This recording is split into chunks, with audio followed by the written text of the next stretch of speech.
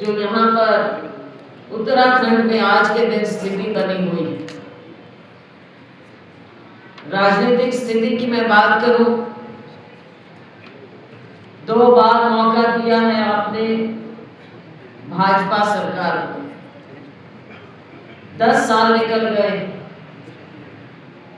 10 साल में इनकी कोई भी बात, जो भी इन्होंने वायदा किया,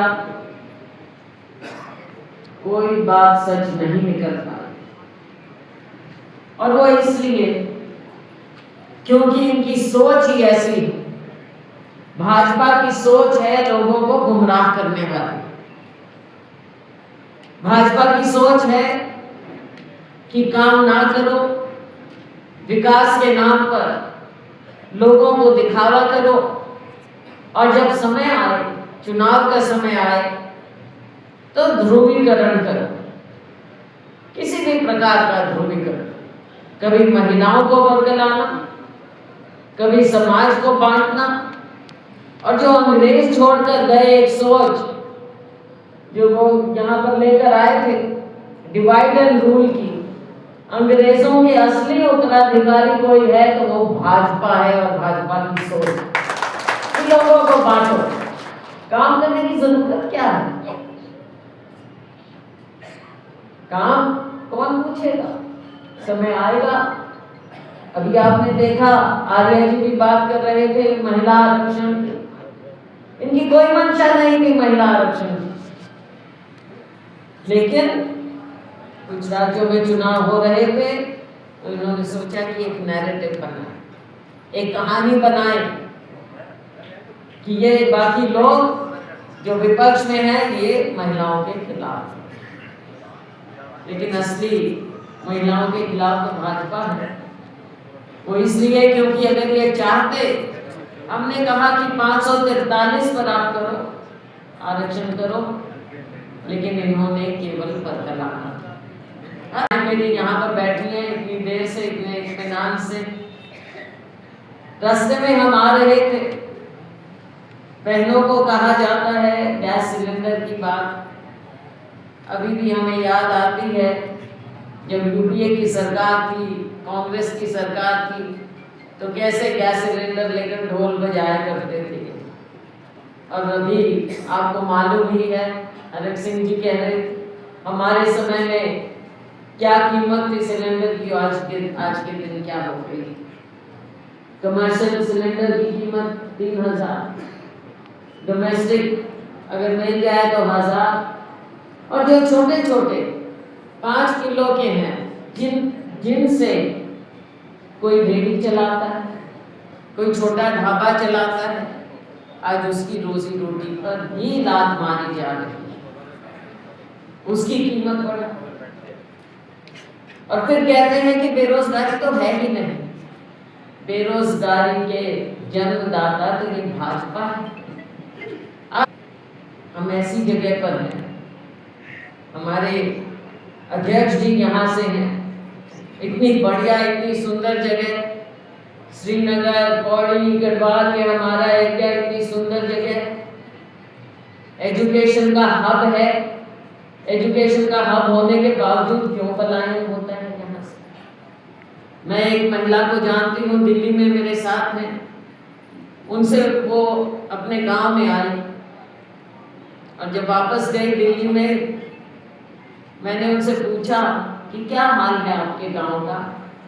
उन्होंने कहा गांव का क्या हाल बताएं, हम तो केवल पूजा के लिए वहां पर परिवार आते हैं, वरना गांव में केवल दो लोग रह गए, बाकी गांव खाली हो चुका, गांव घोस्ट। माननीय प्रधानमंत्री जी की फोटो, मुख्यमंत्री जी की फोटो है, स्वागत है, लेकिन यहाँ पर स्वागत, किस बात का स्वागत? इतना अपराध फैल रहा है। मुझसे पहले मेरे साथियों ने कहा अब यहाँ की क्या बात फेमस हो गई, जहाँ पर हम हैं अंकिता भंडारी। ये क्या गर्व की बात है, ये शर्म की बात। और कल जो चंपावत में हुआ, परसों उसका भी आपने देखा। देश भर में क्यों उत्तराखंड ऐसे नाम कमाता है अपराध में, महिलाओं के, बच्चियों के, बेटियों के। बच्ची बेटी पढ़ लिख कर आगे बढ़ना चाहती है तो क्या ऐसा माहौल मिलेगा जहाँ पलायन करता है, परिवार पलायन करते हैं, विकास के नाम पर धोखा होता है। तो उत्तराखंड की शान, ये माँ गंगा मैया की जब हम बात करते हैं, ये धरती जननी है गंगा मैया की, आज उसका प्रदूषण देखो, पूरे उत्तराखंड का प्रदूषण देखो। और मैं अपने कांग्रेस के साथियों से यही कहना चाहूँगी, मिशन बनाइए, लोगों के बीच में जाइए, भाजपा को बेनकाब कीजिए, इनकी गलत नीतियों को बेनकाब कीजिए, लोगों के बीच में जाइए, लोगों की दुखती दर्द को समझिए। ये काम है हमारा। केवल यहाँ पर हम आए हैं आज, आपने बहुत स्वागत किया है, मैं धन्यवाद करती हूँ आपका, क्योंकि हम दूत बनकर आए कांग्रेस पार्टी के, राहुल गांधी के, खड़गे जी के। उनके संदेश को जन जन तक पहुंचाना है, लोगों को जागरूक करना है और खुद मेहनत करनी है, ऊर्जा लानी है। चाहे कोई बुजुर्ग है, चाहे महिला है, चाहे युवा है, हर वर्ग को अब खड़े हो जाना पड़ेगा, लोगों के बीच में जाना है, इनकी बात बतानी है और आगे के लिए हमने बताना है। केवल ये नहीं है कि भाजपा गलत है, लेकिन हम बेहतर राज्य देंगे। यहाँ की खोई हुई शान को हमने वापस लेकर आना है और उसको आप लाएंगे, बदलाव आप लेकर आएंगे। हमारे जो युवा साथी, हमारी ये जो बहनें हैं, हमारे एक्स सर्विसमैन, सारी बातों पर मैं क्या प्रकाश डालूं, इतने मुद्दे हैं एक्स सर्विसमैन के साथ जो धोखा हुआ है, कभी औरत के नाम पर, वन रैंक वन पेंशन के नाम पर धोखा हुआ, फिर क्या बोला, अग्नि, क्या नाम रख देते हैं, पता नहीं नाम तो कहाँ से लेकर आते हैं, अग्निपथ, अग्निवीर, कोई नाम ही नाम रह जाएंगे या कुछ मिलेगा भी। 4 साल की नौकरी, कॉन्ट्रैक्ट, हमारी सेना कॉन्ट्रैक्ट पर। यहाँ से कितने लोग, लाखों हमारे एक्स सर्विसमैन के परिवार, हमारे सर्विसमैन, उनका तो भविष्य हमने खत्म कर दिया है। देश को गौरव रहा है, लेकिन अब वो गौरव कहाँ जाएगा? सबको आपने खत्म कर देना है। हाँ, आदमी कटोरा दे देना है सबके। चुनाव आएगा, इतने पैसे दे दिए अकाउंट में, चुनाव आएगा, घोषणाएं कर दी, चुनाव आएगा, भाई को भाई से अलग करने का। सत्ता लानी है उसूलों के लिए, सत्ता लानी है लोगों की उम्मीदों के लिए, सत्ता लानी है यहाँ के युवाओं के लिए, यहाँ की महिलाओं के लिए, लोगों को इंसाफ के लिए, यहाँ के विकास के लिए। और जो मैंने प्रदूषण की बात कही, केवल प्रदूषण वो नहीं है जो गंदगी हम देख रहे हैं चारों ओर। जिस सड़क पर निकल जाओ गंदगी, जिस पावन नदी को हम देखें गंदगी डाल रखी है वहाँ पर, सफाई क्या कर रहे हैं? और सबसे बड़ा प्रदूषण क्या है? विचारों। तो हमने उत्तराखंड को प्रदूषण रहित करना है, हर तरह के प्रदूषण से हमने यहाँ पर सफाई लानी है, विचारों की, आबो हवा की, लोगों के बच्चों की परवरिश के लिए उनकी अच्छी शिक्षा हो। और जो सपना हमारे नेताओं ने देखा था आज़ादी के समय और हमें संविधान दिया, बाबा साहेब भीमराव अम्बेडकर जी के अध्यक्षता में जो उनकी संरचना हुई हमारे संविधान की, हमारा संरक्षण तो संविधान करता है ना, एक भगवान करता है और एक संविधान करता है। तो देवभूमि पर भगवान को भी हम याद करते हैं और अपने हक के लिए जमीन पर हम अपने संविधान को याद करते हैं। तो आइए हम इस देवभूमि की भी मजबूती करें, अपने संविधान की भी मजबूती करें, ताकि आने वाला समय लोगों का हो, उत्तराखंड का हो और लोगों के हक का हो।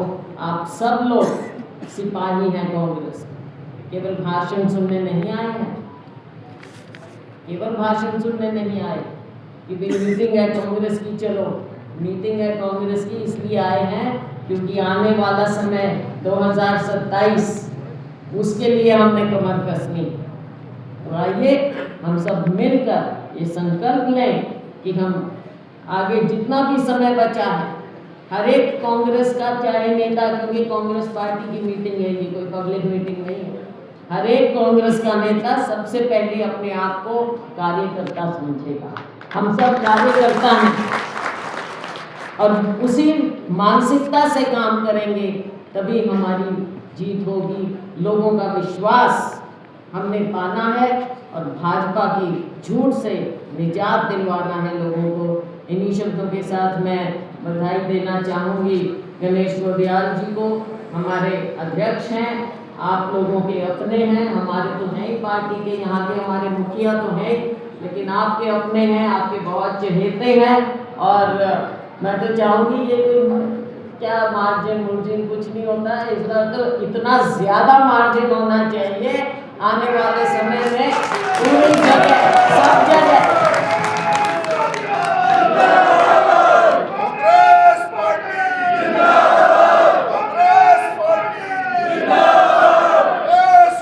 बहुत बढ़िया, बहुत धन्यवाद, जय हिंद।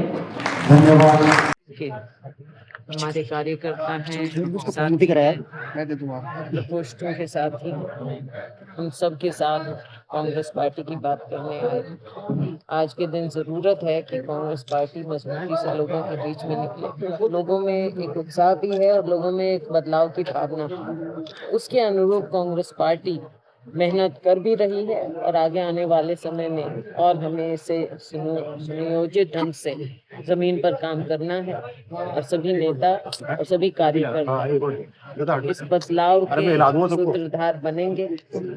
उत्तराखंड में जिस प्रकार की स्थिति बनी हुई है आज के दिन, अब देखते हैं जो अभी अभी हम बात कर रहे हैं चंपावत में जो हुआ, जहाँ खड़े हैं अंकिता भंडारी का जो केस हुआ, ये केवल एक अंकिता भंडारी या एक चंपावत में हुई वारदात की बात नहीं है, ये जगह जगह पर हो रहा है और बार बार देखा जाता है कि सरकार इंसाफ के रास्ते पर ना चलकर उस पर लिपापोती करने का कार्य करती है। तो क्यों ये अपराध का एक सेंटर बन गया, दूसरे प्रदेशों से दौड़े हुए लोग भी यहाँ पर उनको संरक्षण मिल जाता है, जो अपराधी लोग होते हैं वो भी आपने देखा है। आज युवा यहाँ से पलायन कर रहा है, महिलाएं पलायन कर रही हैं, गांव के गांव खाली हो जाते हैं क्योंकि यहाँ पर रोजगार का कोई जरिया बचा नहीं है और ये सरकार दे नहीं रही। सरकार केवल जब चुनाव आता है उस समय लोगों को किसी न किसी तरह से धोखे में डालकर हसीन सपने दिखाते हैं, गलत बातें बोलते हैं और झूठ का आधार ही ये अपनाते हैं, लोगों को बांटने का, ध्रुवीकरण को ये अपनी एक नीति के तौर पर लोगों के सामने रखते हैं। लेकिन हमें पूरा विश्वास है अब लोग, उत्तराखंड के लोग, देवभूमि के लोग इनकी असलियत को जान गए कि राम जी का नाम जरूर लेते हैं लेकिन राम जी के मर्यादा के आसपास में है।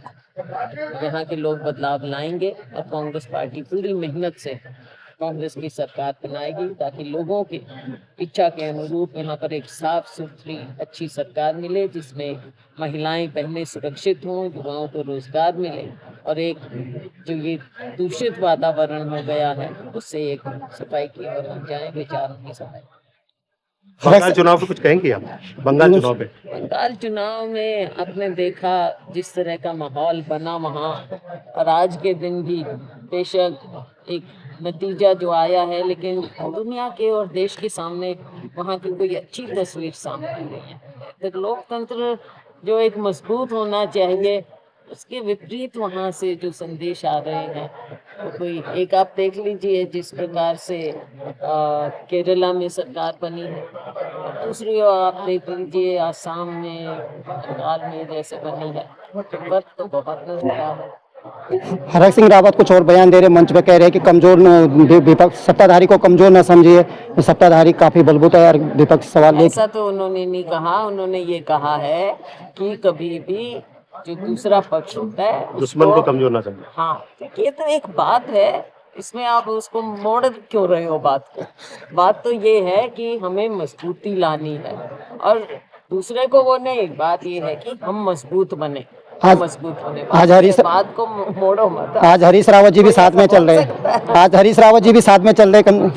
रावत जी तो बीच में हमारे सीनियर नेता हैं, ये बीच बीच में इनकी कई बार सेहत हो जाती है, लेकिन फिर भी इन्होंने कहा ना जवान होके काम करना है। ठीक है, थैंक यू